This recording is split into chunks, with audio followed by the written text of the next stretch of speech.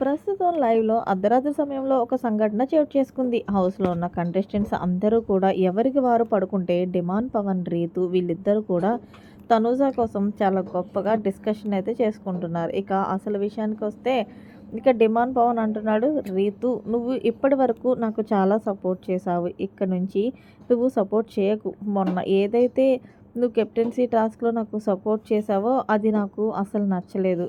ఎందుకంటే నిన్ను చాలా బ్యాడ్ చేస్తున్నారు అనిపించింది. ముఖ్యంగా తనూజ అయితే నువ్వు ఎప్పుడు దొరికితే అప్పుడు పట్టుకుందాం అన్నట్టుగా చూస్తుంది కాబట్టి నువ్వు నాకు సపోర్ట్ చేయకు. నాకు సపోర్ట్ చేయడం వల్ల నువ్వు బయటికి చాలా నెగెటివ్‌గా పోర్ట్రేట్ అవుతావు" అంటూ డెమాన్ పవన్ చెప్తున్నాడు రీతుకి.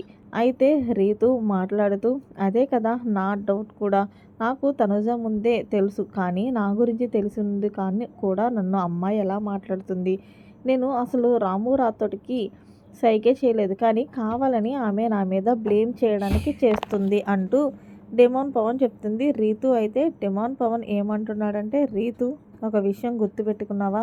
లేదా గమనిస్తున్నావా?" అంటే ఏంటి అంటే తనూజకి బయట ఫ్యాన్ బేస్ చాలా పెరిగింది. అంతేకాదు వీకెండ్ వచ్చిన నాగార్జున గారు ఆమెను ఎక్కువగా పొగుడుతున్నారు. ముఖ్యంగా ఆమె ఎంతవరకు ఆడాలో అంతవరకు ఆడుతుంది.